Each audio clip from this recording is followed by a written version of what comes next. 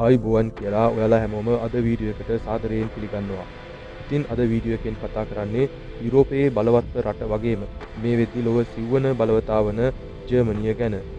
වෙනත් යුරෝපා රටවලට සාපේක්ෂව තම රටේ පුරවැසියන්ට වගේම විදේශ ශ්‍රමිකයන්ටත් ඉහළම වරප්‍රසාද ලබා දෙන රටක් තමයි ජර්මනිය කියන්නේ. මොකද යුරෝපයේ වැඩිම සරණාගතයින් පිරිසක් බාරගත් රට වෙන්නේ ජර්මනිය. මේ කාරණය නිසා ජර්මනිය අඩු ආදායම් ලබන පුද්ගලයන්ට පවා ඉහළ මට්ටමේ ජීවිතයක් ගත කිරීමේ හැකියාව ජර්මනිය තුළ පවතිනවා. මේ සියලු කාරණා සලකද්දී ජීවත් වීමට සහ අධ්‍යාපනය සඳහා ලොව හොඳම රටක් විදියට ජර්මනිය සලකන්න පුළුවන්. ඉතින් අද වීඩියෝ එකෙන් ජර්මනියේ ඉතිහාසය, සංස්කෘතිය, ආර්ථිකය සහ අනාගතය ඇතුළු බොහෝ කාරණා පිළිබඳව සොයා බලනවා. එහෙනම් යමු වීඩියෝ එකට. වීඩියෝ එකට යන ගමන් channel එක subscribe කරලා bell එකටත් පොඩි තට්ටුවක් දාගෙන යමු.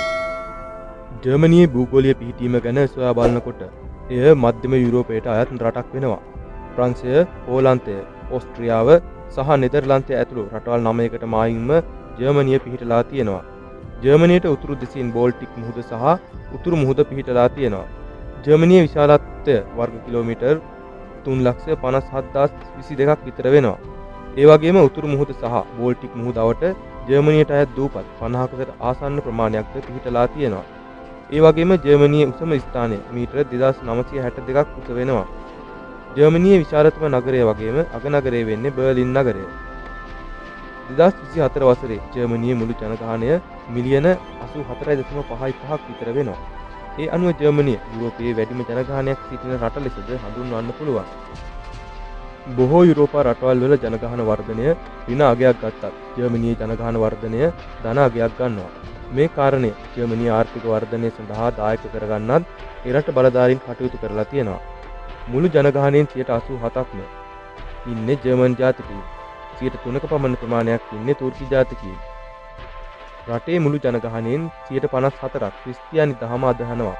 ඒ වගේම 40.7%ක් කිසිදු ආගමක් අදහන්නේ නැති පිරිසක්ද ජර්මනියේ ජීවත් වෙනවා. ජර්මනියේ නිල භාෂාව වන්නේ ජර්මන් භාෂාව. ඒ රටේ ජනගහනයෙන් 95%කට වැඩි පිරිසක් භාවිතා කරනවා. ජර්මනියේ ජන ඝනත්වය වර්ග කිලෝමීටරයකට 236ක් විතර වෙනවා.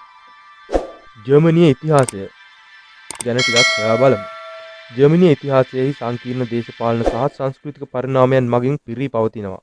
මධ්‍යතන යුගයේ කුඩා රාජ්‍යයන් සහ ප්‍රාන්තවල එකතුවක් ලෙස පැවති ජර්මනිය 19 වන සියවසේදී බලවත් අධිරාජ්‍යයක් බවට පත් වෙලා තියෙනවා. කෙසේ වෙතත් 20 වන සියවසේදී පැවති ලෝක යුද්ධ දෙකක සහ දෙවන ලෝක යුද්ධයෙන් පසුව ජර්මනිය බෙදීමකට ලක් වෙනවා. පළමු ලෝක යුද්ධයෙන් බිඳ වැටුණු ජර්මනිය ඇඩොල්ෆ් හිට්ලර්ගේ නාසි පාලනය යටතේ යලි පිබිදීමකට ලක් වෙනවා.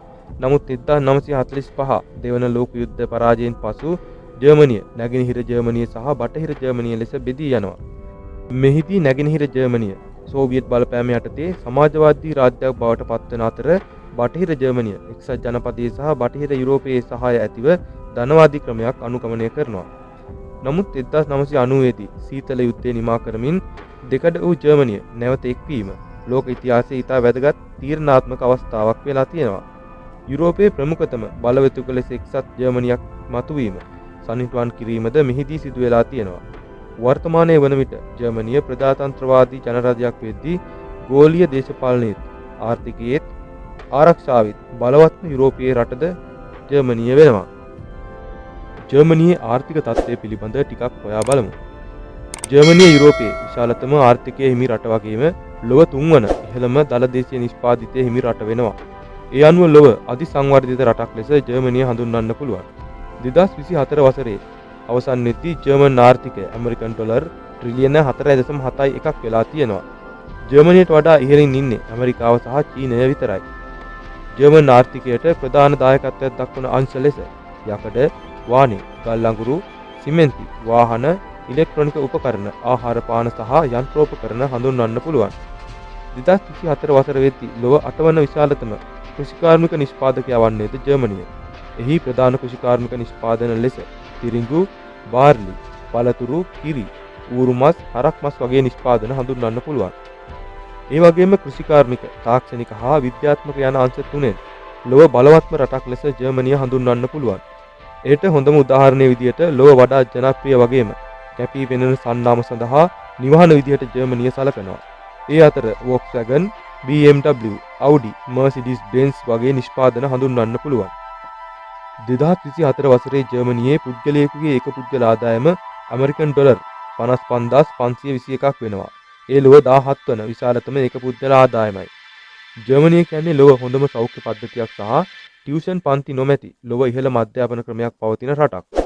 පන්ති කාමර අධ්‍යාපනයේ සමග ප්‍රායෝගික පුහුණුව ඒකාබද්ධ කරන අධ්‍යාපන ආකෘතිය මගින් එරට කාර්මික බලයට අමතරව ජර්මනියට ඉහළ නිපුණතා සහිත ශ්‍රම බලකායක් සහ ශක්තිමත් වෘත්තිකයන් බිහි කිරීමට හැකි වෙලා තියෙනවා.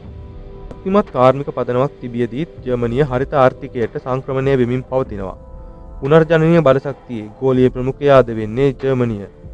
ජර්මානු සංස්කෘතියද එරට අධ්‍යාපනය වෙනුවෙන් වැඩි අවධානයක් දීලා තියෙනවා. ශක්තිමත් විශ්වවිද්‍යාල සහ පර්යේෂණ ආයතන පද්ධතියක්ද ජර්මනිය සතු වෙනවා. ලොව පුරා බොහෝ සිසුන් ප්‍රමාණයක් එම ආයතනවල අධ්‍යාපනය හදාරනවා. 2024 වසරේ මානව සංවර්ධන දර්ශකයේ 6 වන තැන ජර්මනියට හිමි වෙනවා. ඒ 0.952ක සාමාන්‍යයක් පවත්වා ගනිමින්. එයින් ඔබට වැටහෙනවා ඇති ජර්මනිය කියන්නේ කොයිතරම් මානව හිතවාදී රටක්ද කියලා. ජර්මනියේ පුද්ගලයෙකුගේ මාසික දල වැටුප ඇමරිකන් ඩොලර් 2984ක් විතර වෙනවා. ආසන්න වශයෙන් රුපියල් වලින් 8,68,000ක විතර මාසික වැටුපක් එරට පුද්ගලයෙක් ලබනවා. ජර්මනිය තුළ භාවිතා වන මුදල් ඒකකය වෙන්නේ යුරෝ මුදල් ඒකකය. එය යුරෝපයේ භාවිතා වන පොදු මුදල් ඒකකයක්ද වෙනවා. ලොව බලවත්ම පාස්පෝර්ට් අතර 3 වන තැන ජර්මන් පාස්පෝර්ට් එකට හිමි වෙලා තියෙනවා. එමගින් ලොව රටවල් 192කට වීසා ගැටලුවකින් තොරව ගමන් කිරීමේ හැකියාවද පවතිනවා. ජර්මනිය තුළ ස්ථිර පදිංචිය ලබා ගැනීමට නම් වසර 5ක නීත්‍යානුකූල පදිංචියක් අවශ්‍ය වෙනවා. සරණාගතීන් සඳහා ජර්මන් භාෂාව හැකියාව සහ ස්ථිර රැකියාවක් ඇතනම් වසර 3ක පදිංචි කාලයක් පසුව ස්ථිර පදිංචිය ලබා ගැනීමේ හැකියාව පවතිනවා. ස්වභාවීකරණය මගින් එරට ස්ථිර පදිංචිය ලබා ගැනීමට නම් වසර 8ක කාලයක් නීත්‍යානුකූලව පදිංචිව සිටිය යුතුයි. මේ සෑම අවස්ථාවක් සඳහාම ජර්මන් ව්‍යවස්ථාවට පක්ෂපාතී වීම සහ එරට උසාවියකින් වර්ධකරුවෙකු නොවී සිටීමද වැදගත් වෙනවා. දැන් අපි බලමු 2024 වසර වෙද්දී ජර්මනියේ යුද ශක්තිය මොන වගේද කියලා. ලෝක යුද සේනිගත කිරීම වල ජර්මනිය රැඳී ඉන්නේ. ජර්මනිය එරට ආර්ථිකයෙන් ඩොලර් බිලියන 55.94ක් එරට වාර්ෂික යුද පිරිවැය ලෙස වෙන් කරනවා. නමුත් එරට මුළු හමුදාව ඉන්නේ 2,15,600ක් විතරයි. අපේ රටෙත් ඉන්නවා 4,36,000ක විතර හමුදාවක්.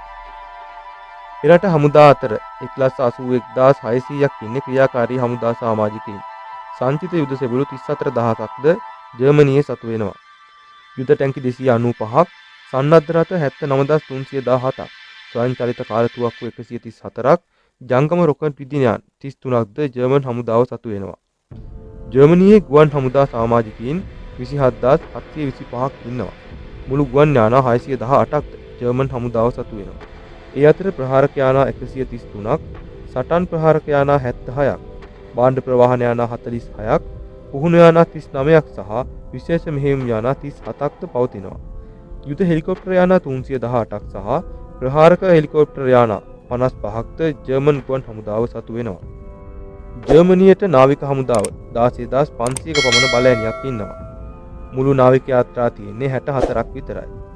ජර්මනිය සතුව වරායන් 13ක් සහ ගුවන් තොටුපොළ 539ක්ද තියෙනවා. ඉතින් මේ වෙද්දී ජර්මනිය අභියෝග රැසකට මුහුණ දෙමින් සිටිනවා. රටේ වයස්ගත ජනගහනය වෙනුවෙන් සමාජ සුබතාදනය වැඩි කිරීමට සිදු වෙලා තියෙනවා. ඒ වගේම සංක්‍රමණිකයන් සහ සරණාගතීන් ප්‍රමාණයද වැඩි වෙලා තියෙනවා. ගල් අඟුරු සහ අනෙකුත් ෆොසිල ඉන්ධන වලින් ඈත් වීමේ අවදානමකටද ජර්මනියට මුහුණ දෙන්න සිදු වෙලා තියෙනවා. මේ හැම අභියෝගයකටම සාර්ථකව මුහුණ දෙමින් ජර්මනිය ඉදිරියට ඇදී යනවා. ඉතින් ජර්මනිය ගැන වීඩියෝ එකක් ඉල්ලපු හැමෝටම ජර්මනිය ගැන හොයන ජර්මනියට යන්න හිතාගෙන ඉන්න අයටත් මේ වීඩියෝ එක ඉතා වැදගත් වෙයි කියලා හිතෙනවා. ඉතින් අද වීඩියෝ එක ගැන ඔබේ අදහස කමෙන්ට් කරන්න යන්න. වීඩියෝ එකට ලයික් කරලා යාළුවන්ට බලන්න ෂෙයා කරන්නත් අමතක කරන්න එපා. තවත් මේ වගේ වැදගත් වීඩියෝ එකකින් හමු වෙමු. ගිහින් එන්නම් ඔබට ජය.